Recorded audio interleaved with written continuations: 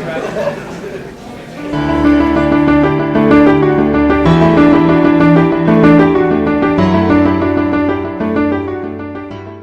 suppose I feel it's important that really anybody celebrates National Women's Day, but I think it's important to recognize inequality when it happens, and I think that the history of America is filled with a lot of inequality, and a lot of people have had to fight for equal rights, which is the foundational concept of what we believe as a country. And it's surprising that so many people have had to fight over such a long period of time to make those things even start to come true. And so I think by celebrating, recognizing the day, you're recognizing a lot of the history that's been faced, and a lot of the work that still has to be done to make sure that A, what's been achieved is kept, and then B, that progress continues as well. Okay. I think it's important for everyone to celebrate International Women's Day, as it celebrates how far women have come to creating social, political, economic, and racial equality, but also highlights how far there is yet to go. The person I'd want to celebrate International Women's Day would be my grandmother. She was born in the 1800s in colonialist Kenya. When she was a kid, they had signs on the door that said, "Women and dogs not allowed," in just like regular establishment, like pubs and things like that. And she was the last of 7 wives. And so she didn't really have a lot of opportunity to be herself, become a person that she wanted to be. You know, she was just kind of at the bottom of the pile and didn't really have opportunities that she thought she obviously couldn't have those opportunities. And so I think with someone like her, a concept like International Women's Day would be completely just mind-blowing.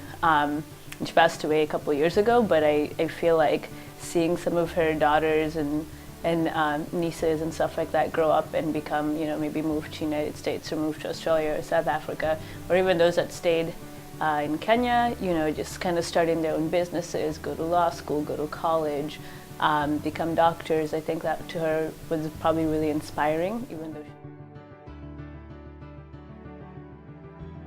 from it is that every company that was featured, Facebook, Google, Amazon, Microsoft, were all founded by males. And at the end of it, there had only been one female featured in the entire segment, outside of reporters who were speaking to it, but and it was Sheryl Sandberg. And of anyone who I saw in there, she was the one who stood out to me the most, because she didn't fit in with the rest of the people who were being featured. I think the big challenge for the next generations is do not give up on executive roles. Do not think I'm super brilliant, starting a great career, and at some point, for whatever reason, I'm going to slow down a little bit. Well, many men will not slow down. And so we need women who are ready to, take the top leadership role. Take the CEO role, even. Look at CEOs. How many female CEO do I know? 5. How many male CEOs do I know? 50, probably more.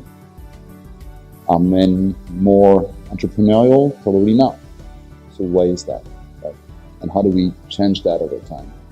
But I'm frightened of the fact that at one point we will be challenged by men or society saying, "Oh, you don't manage to do all that stuff at the same time." So managing a family, managing a career, doing all of that, and then it will be judged if you say, "Okay, I'm not only going to focus on my career and not on my family because I just don't manage to do all of it at the same time." So that's my point, saying you should always recognize that it's something challenging to expect all of these things from a woman, and that it's certainly normality, and that's positive because that means we can do all of these things at the same time, but that it's still challenging. Yeah, so I'm from the South, or from North Carolina, so there's already a ton of rules that I was supposed to follow as a woman. Some of them I kind of did, some of them I did not.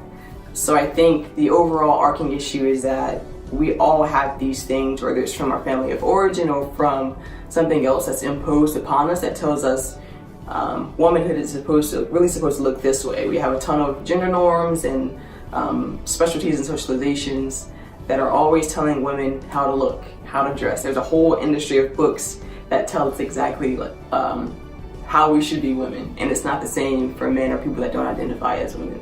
So I think most of our global community is impressed and engendered with the idea that a woman is supposed to look really one way, and when we venture outside of that, then there is an issue. So I think we have to just have the bravery. I have had to have the bravery to live in my own truth and to do what I think is best for me and to do what I actually enjoy. Find my joy in my own life. So that means that I have to find the strength to do what I want to do for me and then use that to better the world around me. That my value is put on these stereotypes of physical appearance and domestic capabilities. And so growing up in the United States, I defied a lot of those things, and I played rugby because I kept getting yellow carded at soccer. My parents were mortified. But I was very outspoken. I did a lot of political activist things, and my parents were extremely mortified. You know, just coming from a war-torn country, they just didn't think that's what ladies should do or what women did. And although I got a lot of pushback, my family and my parents today love me so much for it and tell me, although they look back and think of how I didn't fit into this world that they came from, that I was able to teach them things about what it was like to be strong and to really defy these gravities and be a woman in this society, and that maybe these ideals that they put on these young Laotian ladies, and I think this is an example of all women, that maybe it's not right. I think International Women's Day is an opportunity to be inspired by the next generation of girls around the world and to really support them in their endeavors, as they really, I think their opportunities are limitless and they don't feel bound by certain expectations of what they should do or could do. And I think as adults sometimes we forget that. We have to really remember that and be inspired by that next generation of girls around the world. Every single one of us is a role model for somebody, whether or not you know it. So being conscious of how you carry yourself and what is the legacy that you want to leave behind, I think that's something you don't always think about, but words and actions go a long way. So definitely pay attention to all the little things you do, because ultimately they're sending a message out there. I think it's an important day to celebrate. It's a great time for everyone to reflect on how far women have come. I mean, last century women didn't even have the right to vote, which is crazy. And so I think it's easy to forget, that we've come really far. And while yes, they're all privileges we should have had from the beginning, that we need to remember the women and the men who have helped get us to where we are today, and take a hard look at, the improvements that still need to be made, and figure out ways that we can help the women around us and women throughout the world achieve real equality. I think it's not to take for granted the things that have come as well, and the progress that's been made, because as we see in the news and we see in the current administrations, there's always competing powers that want to take it away as well. And I think that's a harsh reality of the world in a lot of ways. And it's important to keep building on progress.